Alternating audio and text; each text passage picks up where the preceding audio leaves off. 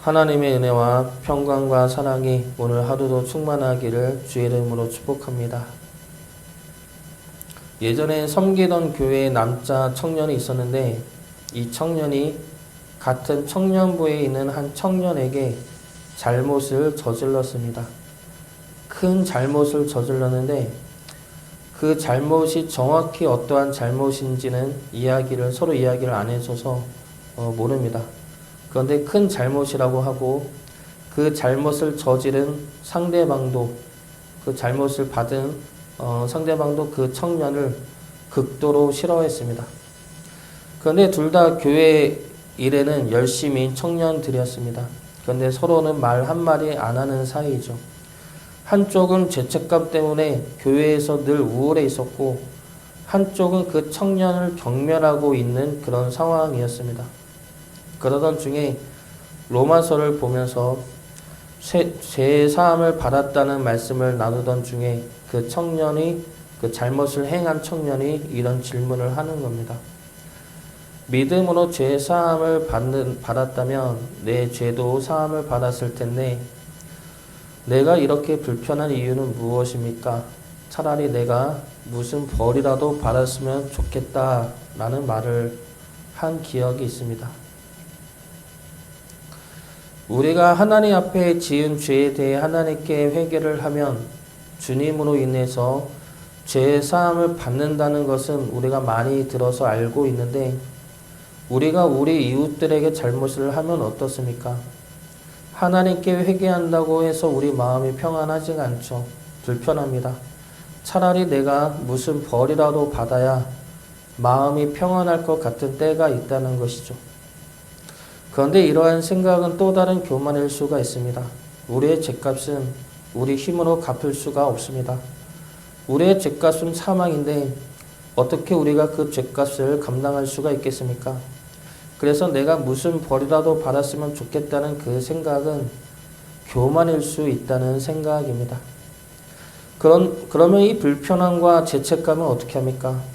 하나님 앞에 회개한다고 해서 사라지지 않는 이 죄책감으로부터 우리는 어떻게 자유할 수가 있습니까? 오늘 말씀에 나오는 제사는 속건제입니다. 이 속건제는 보상을 행하는 속죄 제사입니다.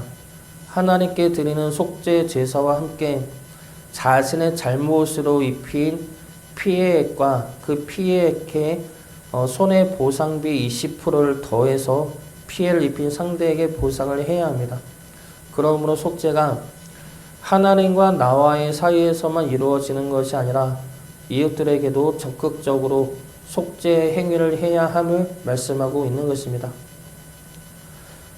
이 제사는 이 당시에 이스라엘 백성들의 죄 사함과 보상의 문제를 함께하게 함으로 죄로 인한 억눌림과 죄책감으로부터 자유하게 하기 위한 제사입니다. 그리고 더 나아가 죄를 지은 대상과의 관계를 회복하고 화목을 이루기 위한 제사입니다.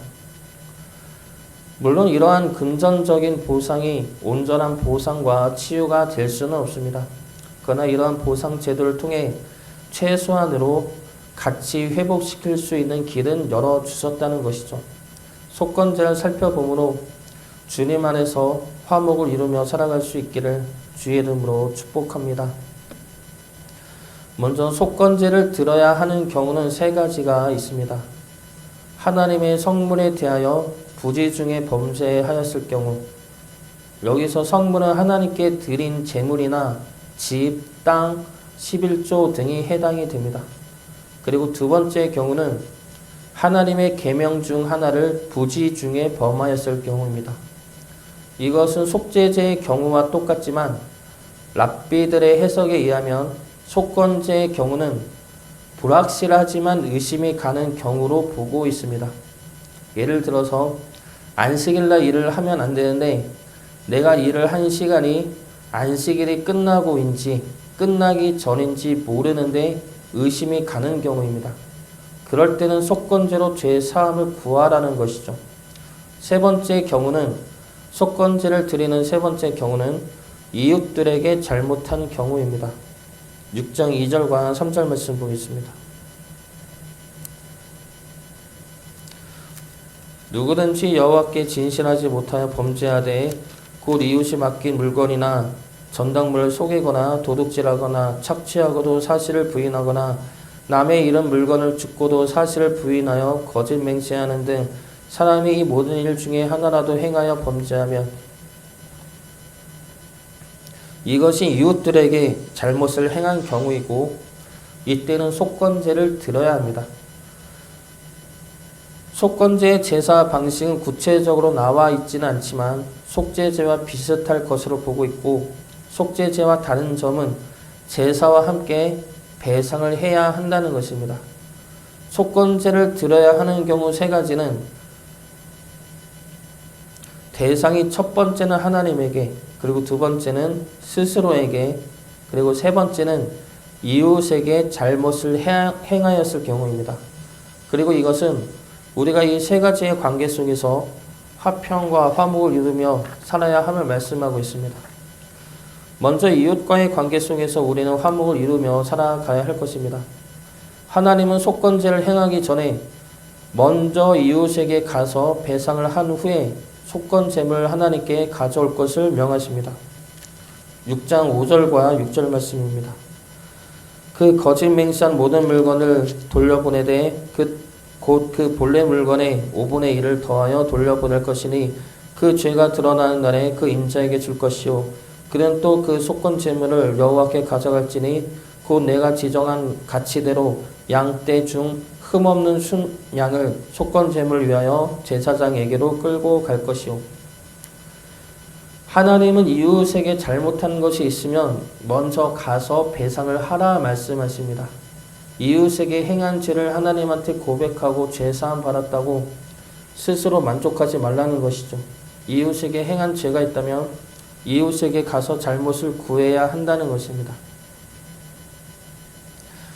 밀양이라는 영화를 보면 전도연 씨의 아들을 죽인 살인범이 나옵니다. 이 살인범은 얼마 안 있어 경찰에 잡히고 교도소에 갇힙니다. 이때 전도연 씨는 교회를 다니게 되고 이 살인범을 용서하러 교도소에 찾아가 면회를 신청합니다.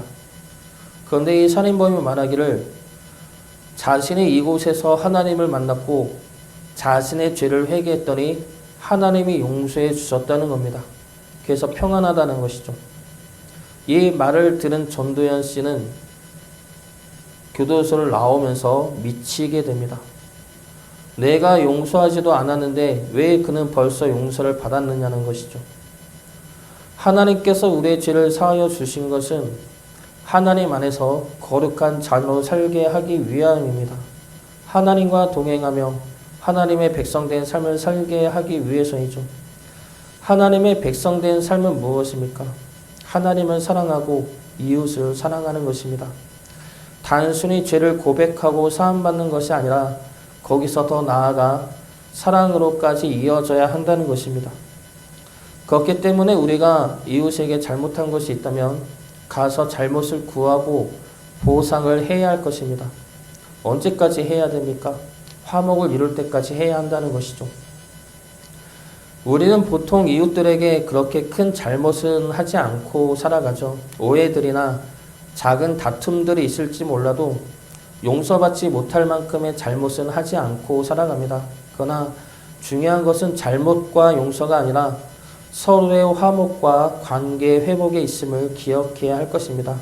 이웃들과 서로 화목을 이루며 사랑의 관계를 이뤄나갈 수 있기를 주의 이름으로 축복합니다.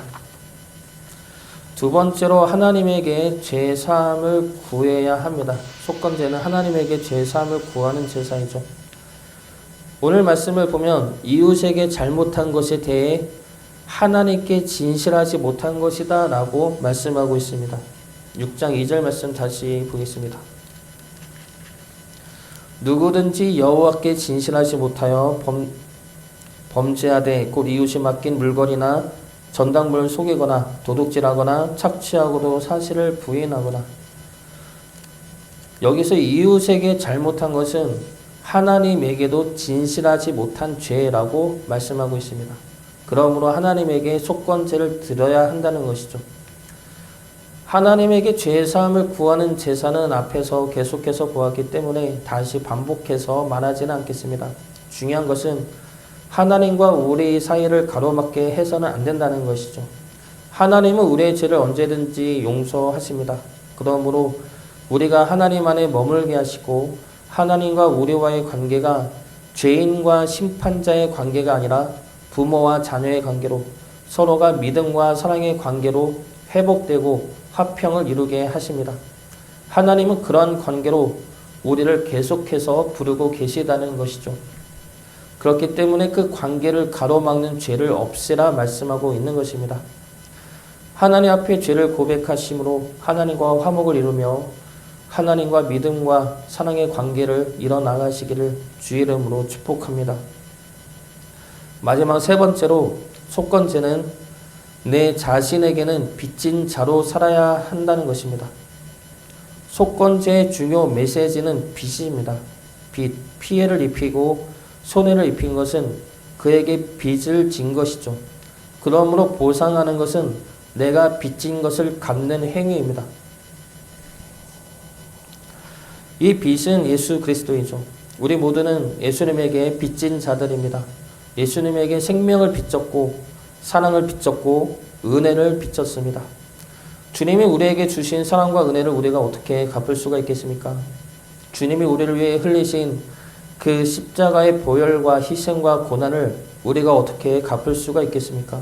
갚을 수 없는 사랑이고 은혜이고 감사입니다. 그러므로 우리는 늘 빚진 자로 살아갈 수밖에 없는 이들입니다. 빚진 자로 살아간다는 것은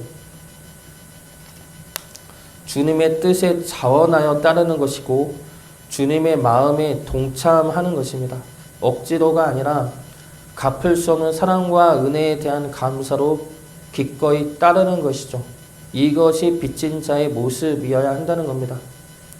우리 모두는 주님께 빚진 자임을 기억하시어 주님의 뜻을 따라 살아가시기 바랍니다. 주님께 빚진 그 사랑과 은혜와 생명이 우리 안에서 기쁨과 평안으로 충만히 임하길 주의 이름으로 축복합니다.